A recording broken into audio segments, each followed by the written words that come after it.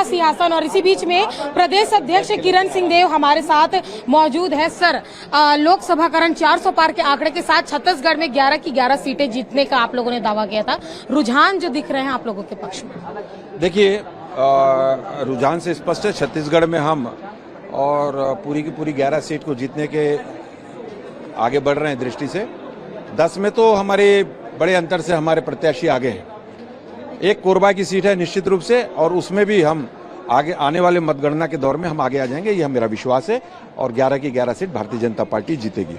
Exit poll पर भरोसा नहीं जता रही थी कांग्रेस, एग्जिट पोल के नतीजे पर इंतजार करने की बात कह रही थी। नहीं, एग्जिट पोल का मतलब क्या होता है? जो रुझान आते हैं उसको, जो चैनल वगैरह देखते हैं, जो समझते हैं, जो जनता से बात होती है, उस तरीके के उसमें रहते हैं। और उसमें भी आप देखिए, अगर आप उत्तर प्रदेश और पश्चिम बंगाल का थोड़ा बहुत अंतर अगर आ रहा है, बाकी कई राज्य ऐसे हैं जिसमें बड़ी संख्या में, और पूरी की पूरी आ रही है। मध्य प्रदेश 29 का 29 आ रहा है, गुजरात पूरा का पूरा आ रहा है, हमारा दिल्ली 7 का 7 आ रहा है, छत्तीसगढ़ 11 का 11 आ रहा है, आंध्र प्रदेश, तेलंगाना, उड़ीसा। एग्जिट पोल के 80% तो सही हुए हैं, लेकिन ये जरूर है कि आंकड़ों को लेकर थोड़ा बहुत आगे पीछे अगर कई किसी राज्य में है तो मतगणना का दौर अभी शेष है।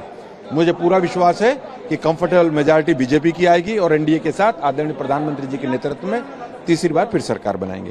सर, लोकसभा में क्या मानते हैं, ऐसी कौन सी योजनाएं जिसने सत्ता की लोकसभा की जो चाबी फिर से बीजेपी को सौंपी, जिस तरीके से महतारी वंदन योजना को विधानसभा में देखा? डेफिनेटली, और आदरणीय प्रधानमंत्री जी के गरीब कल्याणकारी योजनाओं का छत्तीसगढ़ में भारतीय जनता पार्टी की सरकार बनते ही आदरणीय विष्णुदेव साय जी ने, मुख्यमंत्री जी ने जिस तत्परता के साथ इस योजनाओं का लाभ नीचे तक पहुंचाया, हितग्राहियों तक जाने का काम की भेजने का काम किया, उसका भी बहुत असर है। डबल इंजन की सरकार, उसके फायदे इन 3-4 महीनों में ही हमारे छत्तीसगढ़ की श्रेष्ठ जनता ने देखा है।